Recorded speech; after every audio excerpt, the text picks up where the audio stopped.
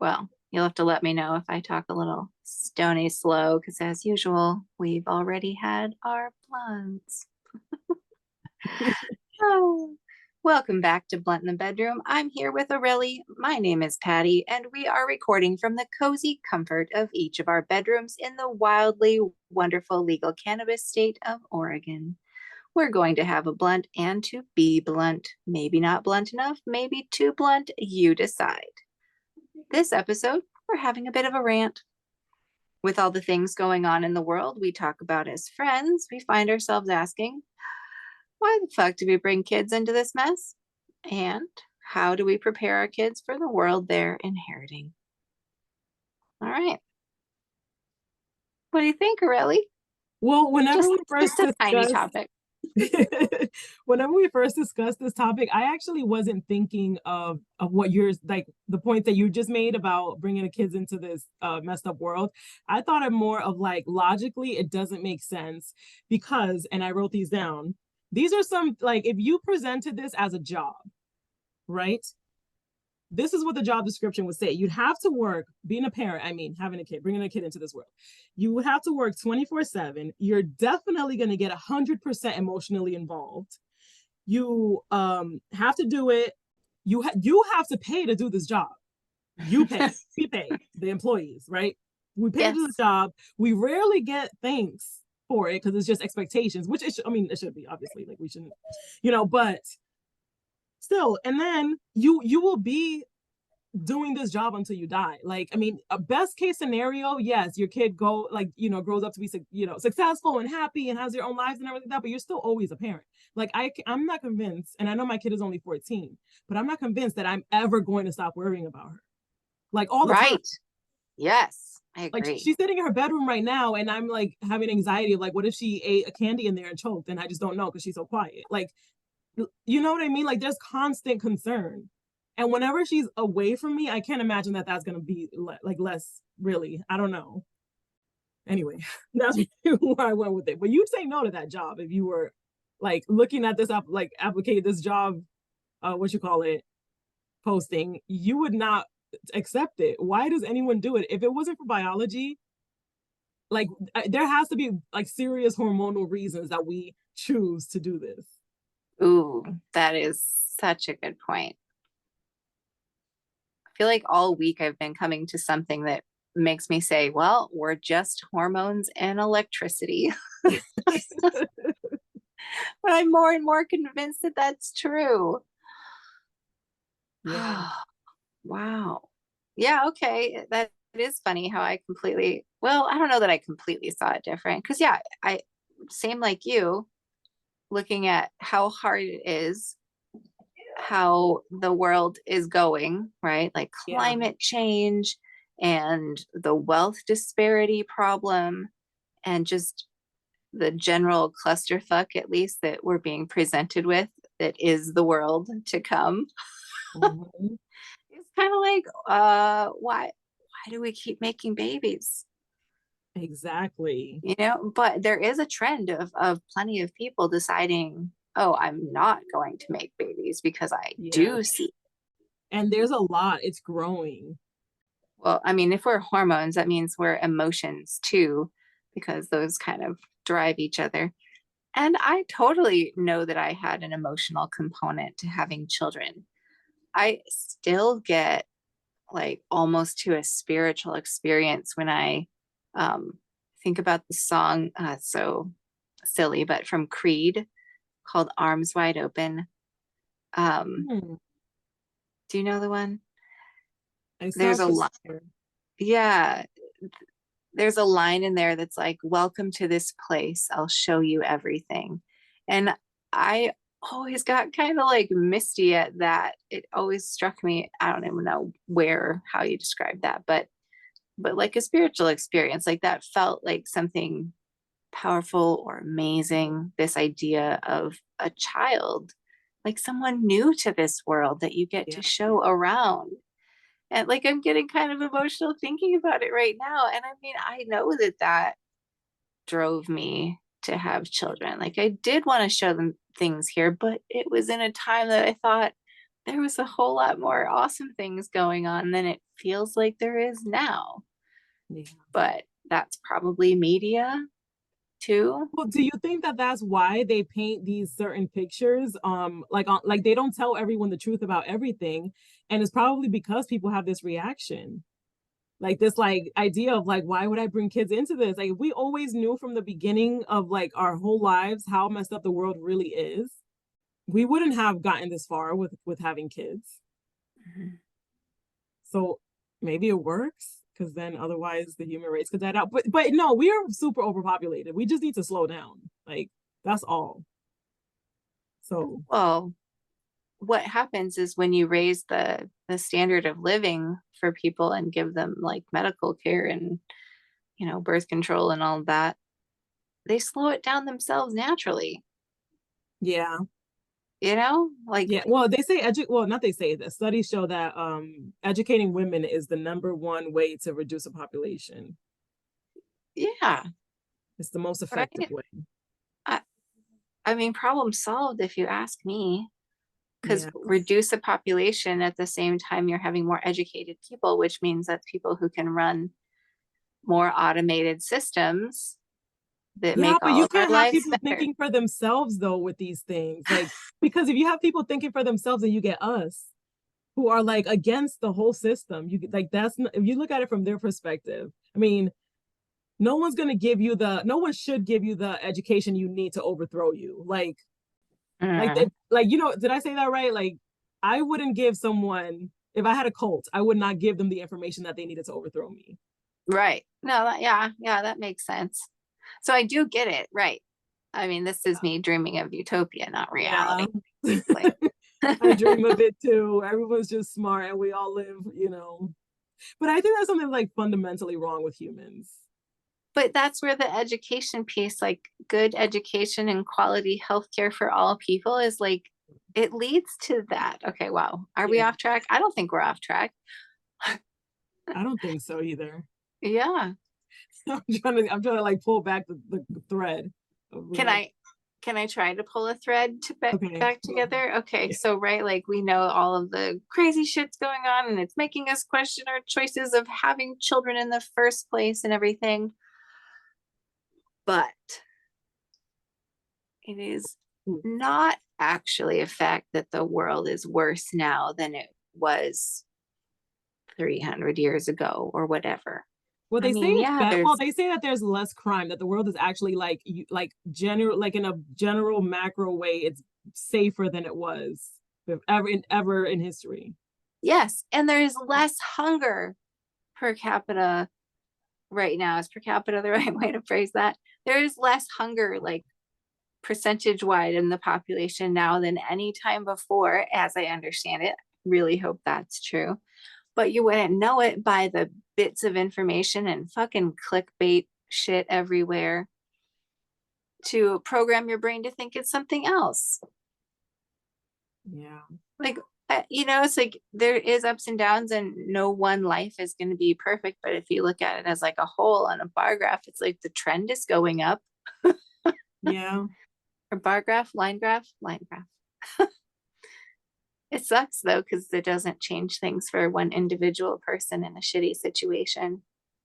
But we can do that. We can help with that. Yeah. So if the overall trend is probably going to be better, then, well, whatever's in front of us that we can make better, we should, because then we're part of the upward trend. Yeah. Yeah. That's true. And we're already here. We might as well make the best of it and do as best we can. Yeah, that's what I think. I mean, I don't know. Will it really have been worth it if we just entertained ourselves endlessly?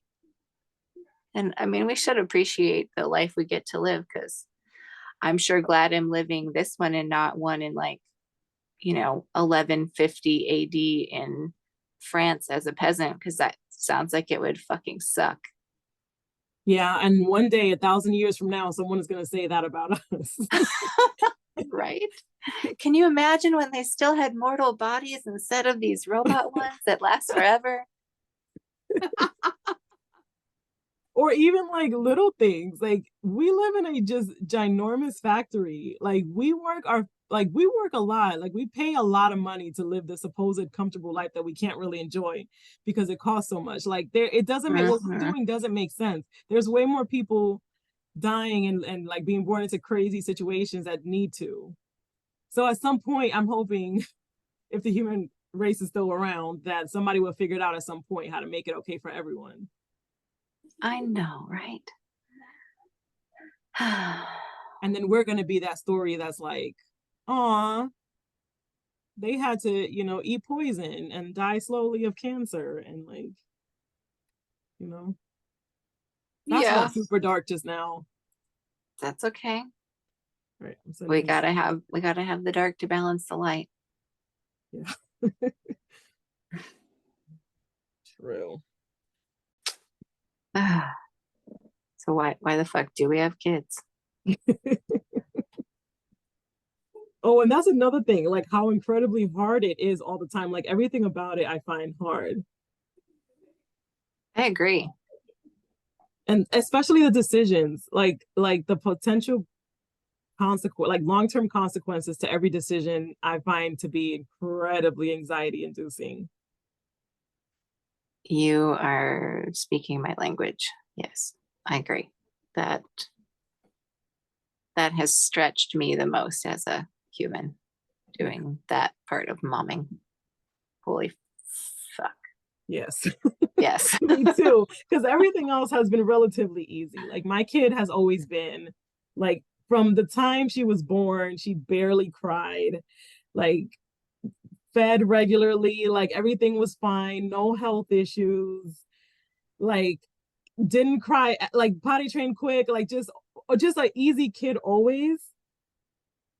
And I still find it to be like so hard, but also like that. Yeah, And but one thing I really, find hard anyway is the decisions. Like still, like even then, and then it's but mostly kids don't come out like that. So why do people have so many when it's so hard? I have always wondered this. I maybe I'm like, do they maybe they don't maybe I'm over panicking about all the things and the consequences it might have, but like But also, most people you are know, walking around damaged. So like yes, yes. you, This is exactly. Yes. Why did maybe not just why are people having babies still, but like specifically, why would you and I? Because you and I are so worried and pay attention to everything and think everything through to its yes. conclusion. And I mean, honestly, I also think that this is why, evolutionarily speaking, people like we're genetically like hormones start really early when you're still not experiencing enough at life. So it's like I feel like for the human race to have succeeded as well as good as it has, that's why. Because if only older people our age were reproducing, then I think we would have died out already. So those people that did die out. yeah, right. We had to be driven to do it when we're young enough that we're still stupid about the world. Yeah. Oh no, it's so true though. Start puberty at that age. Cause I mean, we nature could have had us go through puberty at 20 or 25. Well, it does feel like kind of a trick then, doesn't it? Because I mean, it's our risk assessment, right? Because we're if we're not old enough to really weigh the cost of what might happen, then how are we supposed to do that? And it's like nature tricked us into making babies before we really thought it through, Yeah. you know, Mhm. before we could think it through because our brains weren't developed all the way yet. Seriously. Exactly. Oh my Because God. I did not think at all about having like what it was to have a kid at all. I just was like, oh, I'm 22, I'm married, it's time to have a baby. Like it's just what like it that was the whole train of thought. I did not, and I thought, oh yeah, it's gonna be hard in the beginning because I won't be able to sleep, like that kind of thing. I thought about, but I never even considered all the rest of it. Same. Yes, my understanding of caring for a child was very logistical before having a child. Damn. Well, okay, so this brings up a good topic. Oh, wait, I think you were gonna say something about the world, like income based. Yeah. So do this is the question I wrote down. Do people in bad slash poor slash unlikely to survive long type of positions get emotionally detached to their kids out of necessity? Oof. Did that make sense? I can't tell.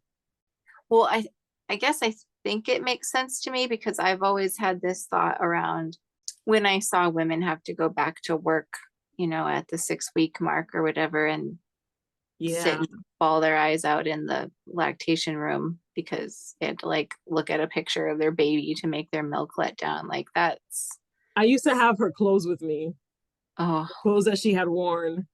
I didn't cry though, but I never cry. I'm not an emotional person. But yeah, but it was like I miss my baby all the time. right, right. Well, I mean, put that together with, I always assume that people 200 years ago didn't get as emotionally invested because so many babies died. Yes. And I mean, I think you're spot on to think that people in like poorer circumstances who are going to be working 3 jobs in order to sustain them, Or if or they live in a place that has a lot of diseases and their baby probably isn't going to make it. yeah, Like that's where I think about it too. People in certain situations, like their kids have less likely of a chance to survive. They have may have less, access to medical care or whatever kind of situation. So they would like out of just their hormones wouldn't let them get too attached. yeah, I think that's totally true. I mean, I think our brains have ways of protecting us. Yeah. And I saw this one, I think it was in a sociology class. It was a video. It was two different videos of like 50 years ago or something. And it showed these like middle class white women in one video of the same time. And they were, giving their babies baths and, a baby bath, and their baby had a little towel right after, like normal for us now, right? But then the other one showed, I think, women in Haiti and how they bathed their kids in a river full of, or in a lake full of alligators. So it was like they dunk the baby in really quick wash and then take the baby out. So yeah, like it just made me think like to a point this because like right now me if I go over there like my kid is just not going to have a bath because there's no way I'm going to put my baby in a bath with alligators in it. We have to make risk judgments Yeah, when we take care of our babies, but that's all predicated based on what we know about the world, and then what our children experience is how they're going to interact with the world. And I think that's it's true. so hard as a parent, and I can't imagine, right? Like there are people dealing with having so much less than I have, and I can't imagine how hard that would be if you're also emotionally invested in the outcome of your child and their life. Yeah. Oh But then my there's god. also the other extreme too, and people that have it way, more way better than we do. I guess that's relative, but whatever. Like people that are like really rich and their kids get taken to school in a, with a bodyguard in a limousine, and they're probably sitting there thinking, I can't imagine what it must be like to put your kid on a school bus and let them take off and like still let yourself get emotionally attached. That is probably so true. It is all about perspective. Damn. Yeah. I think so, like let their kids eat this poison trash that they serve at school, like how do you let yourself care? Yeah. Well, right. And how do you allow them to learn the hard lessons? Mhm. Whether it's, like when they're little, they're learning physical limits and being able to judge, like, ooh, can I make that jump?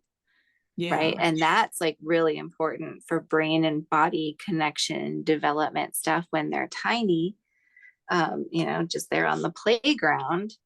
But they're also learning a bunch of things that are emotional too, like learning how to read caregivers or friends for who treats them in what ways. And that's a risk assessment. Yeah. Like if someone takes little nitpicky comments at me, Yeah. do I learn from that and realize that that's a thing I don't like being done to me? Because like as a little kid, you have no idea.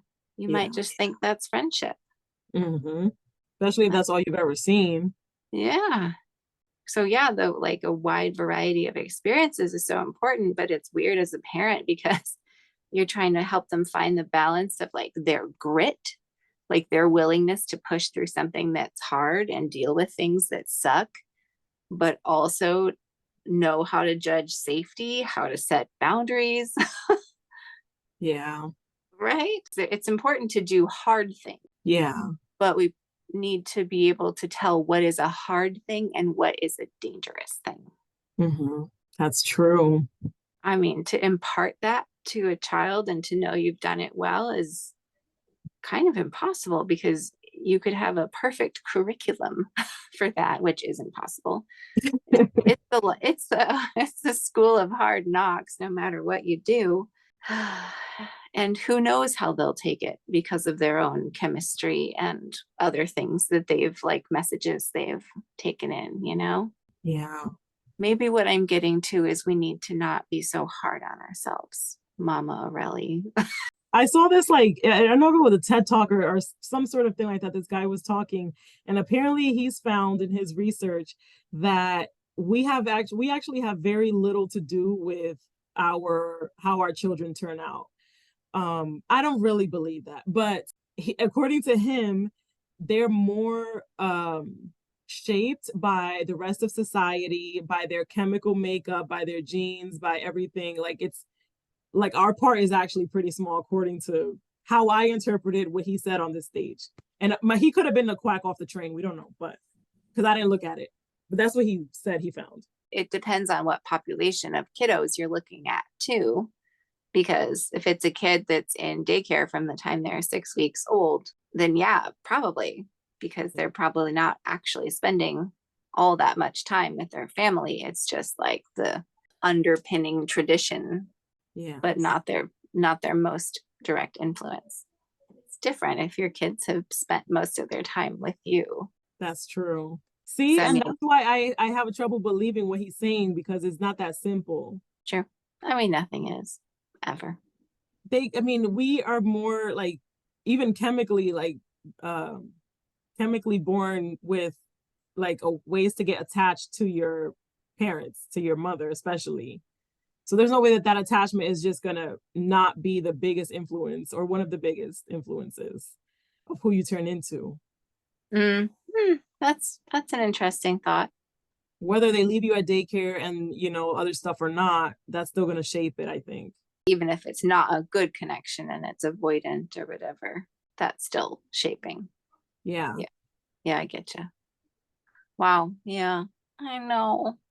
We're like so fragile. Well, we're fragile in lots of ways, but the human psyche, man, I just want to like take them all and hug them and tell them it's going to be okay. Cause, oof, That's why I think that everyone should realize that about us, that we are fragile, is because then we'll realize that we shouldn't have as much power as we've given ourselves. we have chemical programming in there that makes us cling to our parent. And, like a baby fresh out of the chute Yeah. and placed on mama's belly can nose its way to a boob and get a meal. It's Yeah. amazing. But the parent also has stuff like that. Like there's a hormone on the top of a baby's head that is, for some reason, very appealing to adults. And so it encourages the baby to be tucked in under the chin where really it's the most safe, right? And that happens right when it's born. So biology is tricking Thing. us for its own purposes. Make no mistake. That's interesting. I mean, I have always loved to smell the top of my child's head. I still Yeah, do. She won't yeah, let me get that close anymore because she's a teenager, but I still I still do. yeah. We're just we're Those just things. hormones and electricity, chemicals and electricity. I don't know. You could say And that if just you. like every other species, like we kind of all do the same thing. I think we've just given ourselves too much power. That's where I was going with that before, I think. Well, I feel that this episode brought up potential for me to talk about this list of human emotional needs that I always keep a copy of around. I found it on the internet.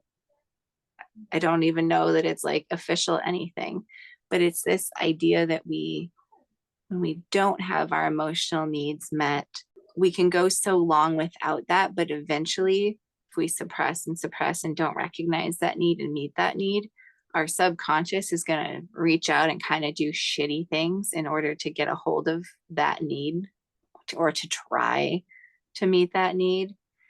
And I was just thinking about in preparing for this how, when we're a baby, where we do the things that get our physical needs met, but also emotional. But like they're kind of blended at that point, right? Because being held means I don't die. And we also call that love at some point, right? So, being safe. Oh my gosh.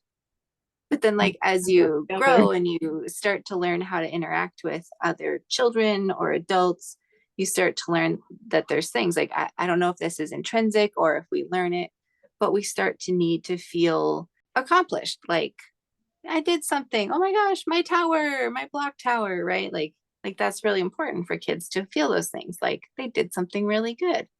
Or being accepted. And that goes back to biology too, because if they know they're accepted by their caregiver, that caregiver is probably going to keep giving them the things they need for life. Secure, significant, independent, that comes a little later, I guess. But we as mothers, we've seen when the need for independence like strikes their little brain. Yes. It's like all of a sudden then there's new things happening and they're like, ooh, I'm doing a thing and my mom's not coming along like my shadow. Let me check that out. And so there's that need that develops, right? And so then if that same child that figured out that need is later like put somewhere where they don't have choices and they don't whatever, maybe they'll do something not great to reach out for that need. Because that's who we are, right? Like we develop all these needs and then it's really important for us to like feed those things about ourselves in a healthy way. And that's our job, is to figure out how to do it in a healthy way. Did I ramble too long?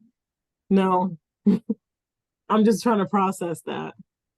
That was a big one. Yeah, I feel really passionate about this list of words. It's just words, and words are always mushy, right? They mean a little bit different things to all kinds of people. But to have a list and to realize, like, oh, well, that's why I feel like shit at work. I don't feel like they've recognized anything I've been doing. And most of us don't need like a freaking party thrown in our honor, but Yeah. somebody being like, oh, hey, I saw what you did. It was really good. We do all need to be appreciated. Yeah. Oh, yeah. You've been on a train of that one, and I appreciate that you've been on that train. Wait, what? That lost me. I'm sorry. I didn't mean to do that one. You you said you've been doing appreciating people or whatever recently. Oh. Yeah. So I said I appreciate that you're Oh. on that train. Yeah. Okay, thank you. That's bad. Yeah. I got lost for a second. I think I did smoke too much because I smoked earlier and then again when I sat down here. Can you send me that list when you get a minute? Yeah, for sure. Oh, I mean, if a picture is what you have, that's fine. I just want to read it again, sober. You're funny. Yeah. But then I had a not controversial, but like kind of a big thought around this emotions thing and all of our needs and finding balance and all of that. That once you move away from being a kid, like you've kind of developed all these human emotional needs, but then you become sexual as those hormones turn on. And so there's some new physical needs, but then it's like, I kind of think all these emotional needs still apply. It's just then you apply it sexually. So it's like that terrible thing that you take a fortune cookie and you read it and then you say in bed at the end. You know that trick? Oh, maybe that's shit white people do. I think I've it never heard of probably is. that. Yeah. It's like you will have good luck today in bed. or whatever. Oh. So it becomes a thing. But yeah, so I was thinking how our sexual lives then, if we look at these words in that context, it just seems like that's the next part of our growing up, and it just matures into its sexuality, but all those emotions and needs are still there. Like, you need to feel important, you need to feel in control, more for some people than others, and that can be fun.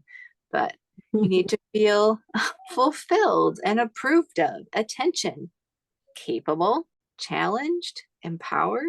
I mean, all of those sound like things that need to happen in the bedroom in your sex life Yeah, too. So it's like, it's true. it isn't, maybe there's things where in your life you're getting these needs met through different areas of your life. But I have a sense that if it's all really going well, all those needs are being met in each arena of your life. Because knowing that you're a rock star in the bedroom probably doesn't help you if you like can't hold a job down, like I think they interact Usually. usually. Yeah. Some people are gigolos. Can you define gigolo for me? Isn't it someone that rents their services out?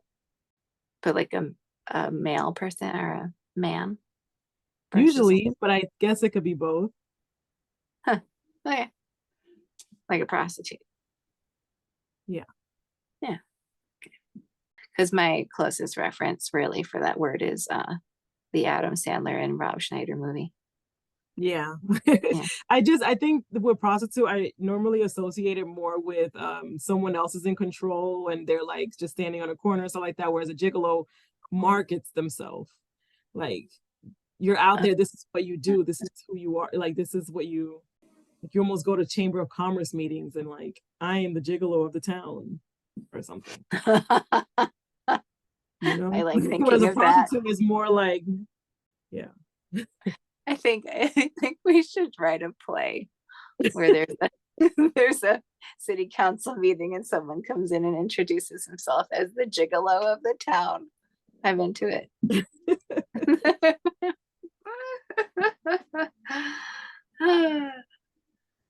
I don't remember how we got there just now because we started talking about parenting. Why? Mhm. That's what we started talking about. Oh, because I was making the leap from like building our human emotional needs and helping our children meet them in healthy ways, and then recognizing that like there's this whole other layer to Yeah. our human emotional needs when sexuality enters into our life. Yes. Okay. I remember Yeah. now. And therefore gigolo. I actually don't still don't remember where that how that particular branch from this tree came from, but we don't have to go back to it. Well, did we rant enough? Yeah, I think so. Yeah, We got hey. the gigolo from parenting. Like somewhere along the lines, I feel like that rant just like all the way went in, just all the way. Yeah, I think we can call it good. All right. Well, thanks everybody for joining us for this very ranty and random night of Aurelia and I just having a good smoke and a good talk. Good night.